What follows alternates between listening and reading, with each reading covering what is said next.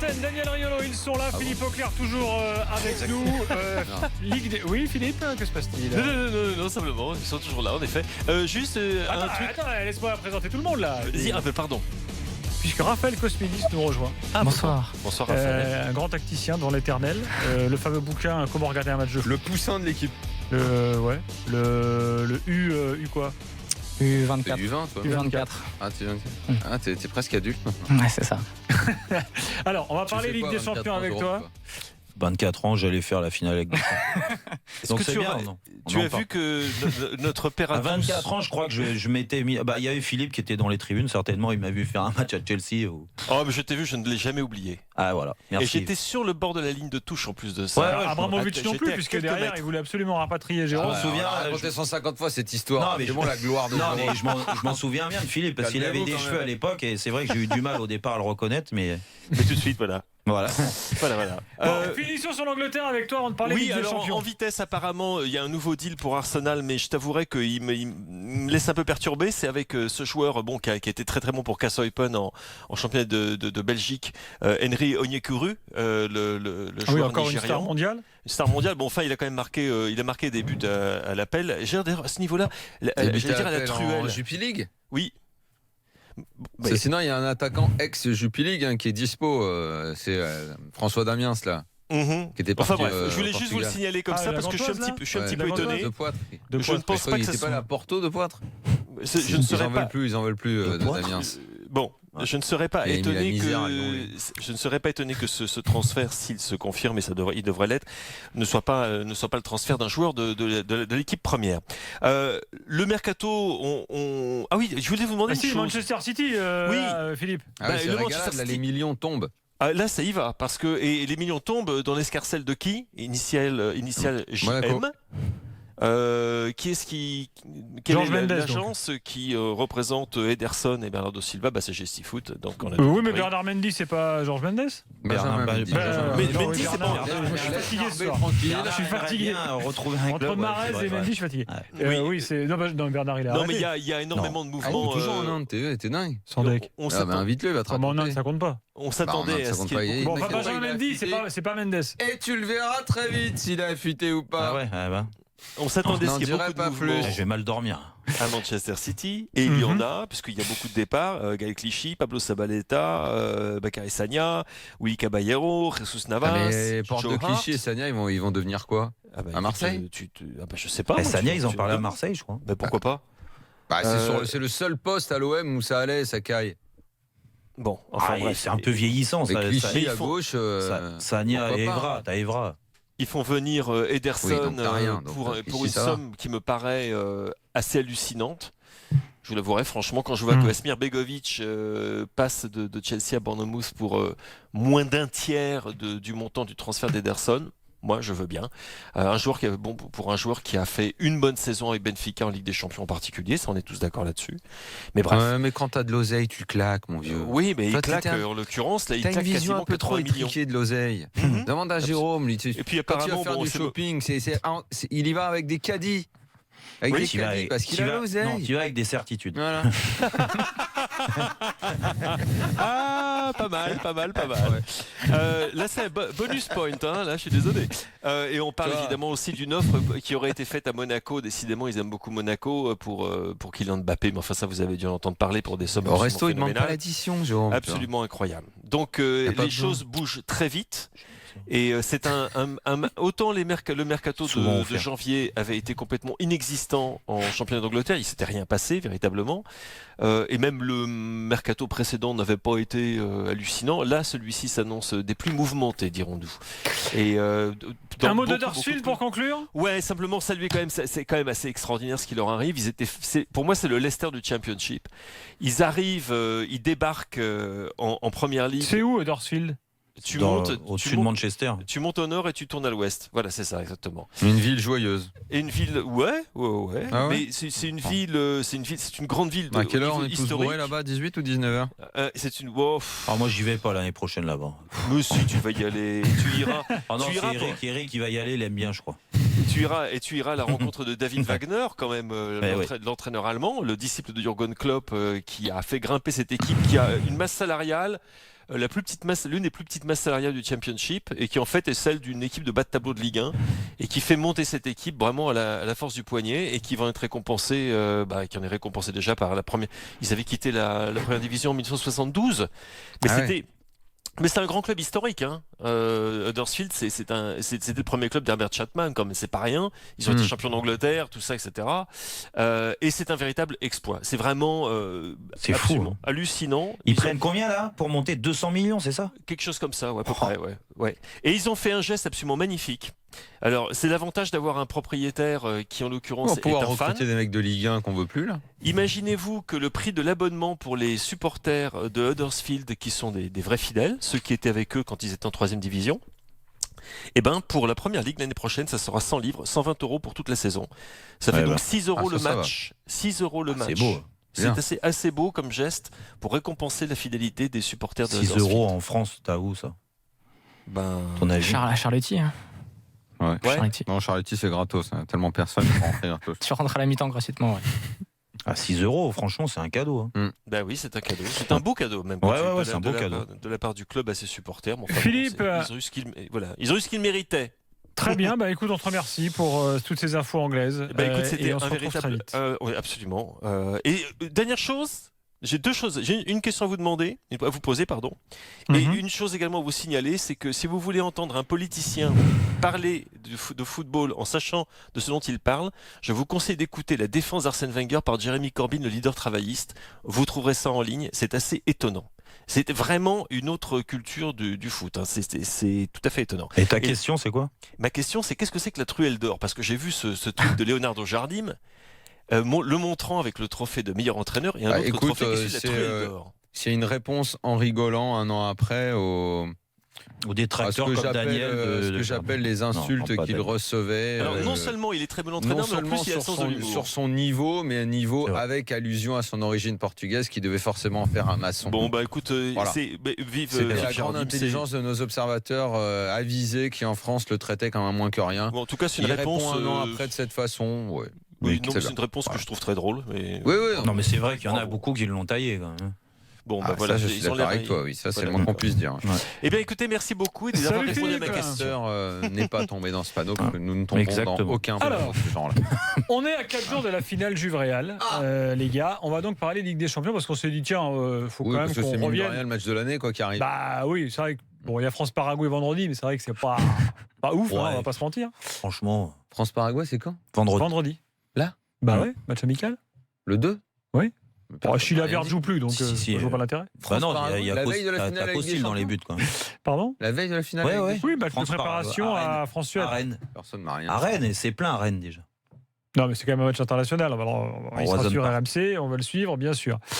Mais le lendemain, il y a Juve-Real, samedi soir. Et donc, cette semaine, on s'est dit, tiens, c'est vrai que souvent, on nous dit dans l'after, mais parlez-nous un peu plus de tactique, les grandes tendances, ce qui nous attend dans l'avenir, quels sont les coachs qui vont innover, etc. Bon, là, on a quand même la Juve, à chaque fois. Souvent, la Juve, quand on en parle, on en revient à la tactique, à la façon de les mecs coulisses, etc., à leur expérience, leur savoir-faire. Bon. À ce qu'arrive à faire le coach, à changer 2-3 fois de système parfois dans le match, comme le disait Simonet hier soir. Donc on s'est dit, c'est vrai finalement, quand on regarde les finales récentes de Ligue des Champions. Non, mais Simonet, arrête, grand connaisseur. Et non, mais quand on voit les finales récentes de Ligue des Champions, il y a souvent eu des coups tactiques et puis des événements comme ça qui ont décidé du sort des matchs. D'où la présence de Raphaël ce soir, qui a re-regardé et re-étudié certaines finales. Alors tu as choisi des finales plutôt sympas, pas trop vieilles. Ouais. Demain soir, on ira un peu plus loin dans l'histoire. Et on va démarrer par celle qui avait opposé le Milan à Barcelone. Ouais, une finale historique, puisque c'est le Barça de Cruyff qui est champion d'Europe en 92 avec la Dream Team et qui 2 ans plus tard se retrouve en finale à nouveau, mais cette fois contre le Milan AC de Capello. Donc une équipe qui à l'époque est décimée puisque Van Basten est suspendu, beaucoup de joueurs sont absents. Et finalement, on s'attend à ce que le Barça de Cruyff soit... une opposition de style, quoi. C'est ça, c'est aussi ça. C'est le football de Cruyff très expansif, avec cette volonté de toujours avoir le ballon. Et en face, un Capello qu'on connaît pour son style très pragmatique, qui au Real a été champion d'Espagne, mais s'est fait virer finalement parce que son football n'était pas assez séduisant. Et ce jour-là, alors que Cruyff est hyper confiant, il est photographié avec le trophée avant même le match, en train de tenir le trophée, il dit à ses joueurs dans la causerie qu'ils vont gagner parce qu'ils sont meilleurs que les Milanais. et le score finit sur 4-0. C'est pour ça que j'ai choisi cette finale, 4-0 pour le Milan évidemment, avec un Savicevic énorme et surtout un Capello qui finalement a réussi à renverser toutes les attentes autour de cette rencontre. C'est le but de Saï. C'est ça, avec le 4e but de Saï qui conclut la rencontre. Tu te souviens là? Putain, la puissance du joueur. C'était la grande époque de Saï là. Ah ouais, non mais ouais, là il joue au milieu encore. Et puis de Saï qui est aussi un symbole de ce match parce qu'en face c'est Guardiola qui joue en milieu, qui va distribuer le jeu, faire développer le jeu de l'équipe. Un beau joueur. Et en face de Saï qui garde tous les ballons au milieu, qui ferme les espaces, qui récupère, qui donne le ballon à quelqu'un qui est plus fort que lui techniquement, mais qui finalement raconte un peu l'histoire de ce match où finalement une équipe qui est moins ambitieuse va finir par faire la différence contre une équipe qui est au firmament de son jeu. On a la compo là sur BFM Sport, la compo du Milan qui gagne. Alors elle est disposée en 4-4-2 là. Ça correspond. C'est bien ça, mais il faudrait vraiment mettre Donadoni et Boban à l'intérieur du jeu parce qu'ils collaient vraiment de Saï à Albertini pour fermer l'axe. Et puis un Savicevic qui se balade partout. Mais en effet, c'est le même système que Saki quelques années plus tôt quand il avait le Milan. En revanche, c'est une équipe qui joue beaucoup plus bas. Saki préférait aller presser haut. Je me souviens pas qu'il y avait Karine Galli en défense centrale. Ça m'a fait rire aussi. Et c'est vrai que le Milan de Capello était plus enclin à jouer dans son camp plutôt que le Milan de Saki.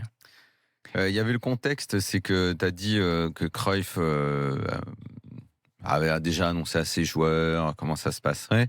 Et, il était même allé plus loin parce qu'il avait été extrêmement virulent en méprisant à demi-mot le football italien, en disant qu'il allait leur filer carrément une leçon. Ouais. Dans le contexte, il y a aussi à ce moment-là ce qu'ont toujours mis en avant ceux qui défendaient le Barça à ce moment-là, à savoir que ils avaient été champions mercredi, le week-end précédent, et que certains ont dit qu'ils avaient un petit peu trop fait la fête, qu'effectivement dire on va leur donner une leçon de football à Capello et à Milan, qui quand même à l'époque, même si c'était effectivement la Dream Team de Cruyff, ils venaient de faire finale en 93. Donc si on reprend, ils avaient fait donc 89, 90. Là, ils gagnent les deux. Gagné, Après, ils reviennent dans 93, ils vont en finale. 94, 95, ils sont à nouveau en finale. Ouais. Donc, on est un peu dans une sorte de décennie totalement Milan. Les propos de Cruyff étaient, mais bon, c'est dans le même temps. C'était Cruyff. Caractère. Ouais. Il avait le droit. Alors, il avait le droit de le dire. Est-ce que tu peux nous faire une petite comparaison? Juste l'absence de Van Basten. Bien sûr. Il était en cramé, effet, donc il avait tellement mal à la cheville, il jouait plus vraiment. Ouais, c'est vrai. Est-ce que tu peux nous faire une comparaison entre ce qu'était le Barça de Cruyff donc du début des années 90 et le grand Barça qui a dominé là il y a quelques années le foot européen avec le jeu que tout le monde louait comme le plus beau depuis des années? Il y a énormément de choses qui ressemblent parce que Guardiola était dans l'équipe, donc forcément il a tout repris de Cruyff. Il dit lui-même qu'il a rien inventé, mais qu'il a tout volé aux entraîneurs qu'il a connus, que ce soit Bielsa, que ce soit Cruyff, que ce soit La Volpe. C'est vraiment un entraîneur qui reconnaît ce qu'il a appris avec les autres. Les similarités, finalement, c'est les deux centraux, Nadal et Coman, qui vont pas hésiter à jouer à la médiane, par exemple, qui vont aller très haut dans le camp adverse. Un Coman qui était connu à la fois pour sa qualité de frappe, mais aussi pour sa qualité de passe, quelqu'un qui avait un jeu assez exceptionnel. Ce Guardiola, qui finalement est un espèce de projet avant Busquets, c'est le prototype. Et puis Romario, qui est capable de bouger beaucoup en pointe. Alors, le souci, c'est sur ce match-là, il y a la règle des 3 étrangers maximum à l'époque, en Ligue des Champions. Et le souci, c'est que Cruyff, ce jour-là, décide de se passer de la Laudrup. Et ça, c'est un peu l'histoire de ce match, c'est qu'il laisse tomber son 3-4-3 losange où Laudrup était en pointe du losange derrière Romario, et il préfère donc prendre Romario, Stoichkov et Coman en défense centrale. Et il laisse tomber Laudrup. Et l'histoire de ce match, c'est que Laudrup est très touché par ça. Il part l'été suivant, enfin l'été juste après le match, au Real Madrid, et le Real Madrid est champion en 95. Et à partir de ce moment-là, le Barça de Cruyff s'écroule. Ce match-là, il marque vraiment Cruyff parce qu'il décide de ne pas prolonger Zubizarreta, qui devait prolonger avant ce match-là. Il détruit son Barça par énervement presque. Et puis finalement, la suite, c'est qu'il n'arrive jamais à faire relever son équipe. Et c'est le Real qui ensuite, avec le Laudrup, qui est laissé tomber sur ce match-là, qui se relève. C'était difficile cette décision parce que d'abord, Coman était un pion essentiel en défense. Sûr, ouais. Et puis il comptait beaucoup sur sa frappe de balle. C'est par lui qu'arrive le titre de 92. Après Stoichkov et Romagnoli, c'était les stars, c'était les attaques vedettes et tout. Donc c'était compliqué, même si on adore Laudrup, qui est un joueur absolument fabuleux. C'était compliqué cette règle. Et puis, quand même, le truc, c'est qu'à Milan, regarde, si on peut remettre la compo, il n'y a que des top joueurs, quoi. Là, au niveau technique, tu regardes les mecs de Milan, déjà, tu as Boban, qui est un joueur extraordinaire. Tu as Savicevic, qui va mettre un enfer à Nadal. Qui fait une finale exceptionnelle, Savicevic. Le Milan attaque à 3 sur toute la rencontre. Ils attaquent vraiment avec très peu de joueurs. Ils vont attaquer en jouant haut, et Nadal va être vachement emmerdé parce qu'il est lent, Nadal. Il va avoir beaucoup de mal à se...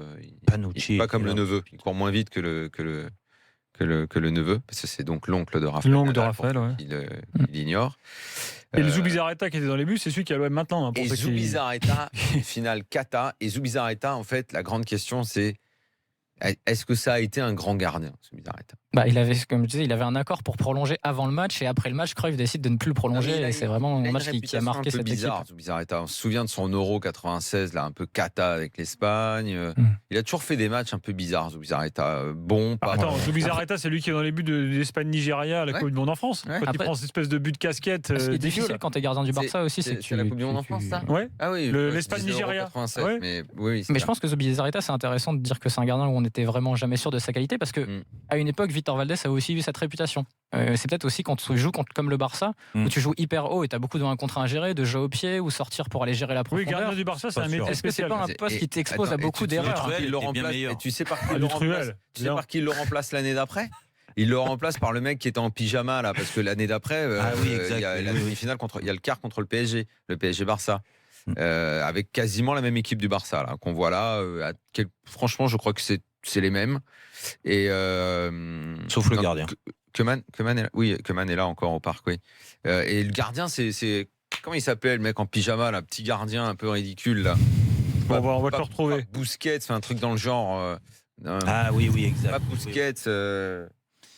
Keyev, là. Juste Romario quand même, il enchaîne derrière avec la Coupe du Monde, le gars. Hein, donc il n'a pas perdu son année. Parce mais d'ailleurs, ce qui est intéressant, les Barcelonais racontent aussi que cette Coupe du Monde a fait beaucoup de mal à l'équipe, qui sort d'une saison où ils font finale Ligue des Champions, où ils sont champions la dernière journée, avec grande difficulté parce que le Deportivo à l'époque est une bonne équipe, et la Coupe du Monde ensuite où Romario est champion du monde fait qu'il est fatigué et il rentre au Barça et il dit à Cruyff, moi j'ai été champion du monde, pas toi. Et Stoïkov fait également une grosse Coupe du monde parce qu'avec la Bulgarie ils sont la grande Bulgarie, ils sont 4e et c'est quand même, attention, c'est là qui avait éliminé la France d'ailleurs de cette parce que n'oublions pas que c'est les années 90, c'est le football italien est au sommet et c'est la très grande année parce que les 3 coupes d'Europe sont gagnées par des clubs italiens, si je me gourre pas, et d'ailleurs et qui gagne l'autre coupe d'Europe, Milan, hein, et après, et à la Coupe du Monde, ils peuvent faire le quadruplé historique, parce que l'Italie va en finale, ils échouent au péno contre le Brésil, et c'est une année dont les mecs sont en Italie. Il y a un truc quand même, est-ce que alors il n'y a pas eu dans l'avant-match actuel là, de Juve Real, il n'y a pas eu de déclaration fracassante comme celle que tu nous décris de Cruyff, mais est-ce qu'on peut établir une espèce une comparaison tout de même entre ce qu'est le Real aujourd'hui, ce qu'était le Barça à l'époque, les stars, tout ça, et ce qu'est le Milan, une espèce de machine de guerre, et ce qu'est la Juve aujourd'hui?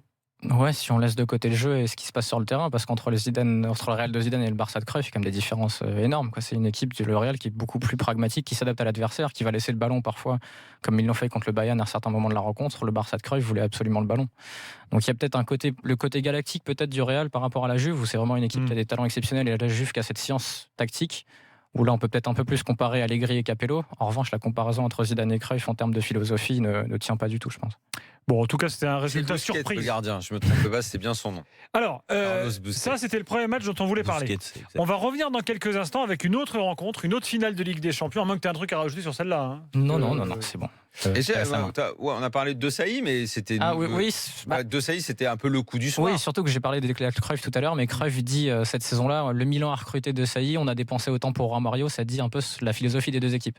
Donc c'est un peu, nous, on a recruté un attaquant pour ce prix-là, eux, ils ont recruté un milieu défensif, voire un défenseur central. Mais le fait sur ce match-là, il marche sur entre De Sailly et Romario, t'aurais pris qui? Il écrase physiquement le milieu de terrain du Barça. Et même la défense, et même l'attaque du Barça, parce que Romario est souvent pris à 1 contre 3, 1 contre 4, et il n'y a pas ce Laudrup qui justement est là pour l'aider. C'est aussi le souci de ce match, c'est que le Barça n'arrive jamais à trouver un joueur dans l'axe, parce qu'il y a De Sailly, Albertini, Maldini, Galli, tous ces joueurs-là qui empêchent tout le Barça de développer son jeu. Albertini, Donatoni, c'est pas des bourrins, on parle de vrais joueurs super techniques. J'ai moins de souvenirs de Galli, ou il y a qui au milieu? Panucci à gauche, il y a Tassotti à droite. Un des premiers latéraux à beaucoup monté. Tassotti qui était déjà là avec Sacchi. Il y a quelques joueurs qui sont encore là depuis Sacchi. Tassotti, Maldini. Tassotti, il est à droite et Panucci à gauche. C'est ça.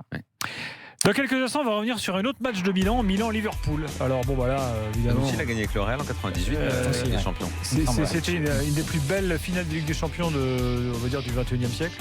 Peut-être la plus belle, même. Milan-Liverpool. En émotion, au niveau du scénario, c'est difficile d'avoir un tel scénar. Il y avait un peu plus de suspense que pour Porto-Monaco. Ça, c'est sûr. Pourquoi tu remets ça sur le. Je sais pas parce que je t'ai vu là. Je sais pas. Mais pourquoi tu me parles de ça alors qu'ils sont pas dans les 3 finales? Écoute, sur les deux matchs, il y a une blessure très rapide. Il y a la blessure de Julie en Monaco. Tu l'as pas fait ça. En 2005, il y a la blessure de Harry Kewell pour Liverpool. Julie, ça vaut Kewell, franchement. Elle a 28 minutes et bon, Liverpool a réussi à se relever, mais pas Jérôme. Exactement. Voilà, Harry Kewell. Allez, à tout de suite dans l'after pour Milan Liverpool à 4 jours de la finale de la Ligue des Champions. Et n'hésitez pas à nous appeler si vous voulez vous aussi rapporter vos souvenirs tactiques de ces rencontres. On est là dans l'after jusqu'à midi.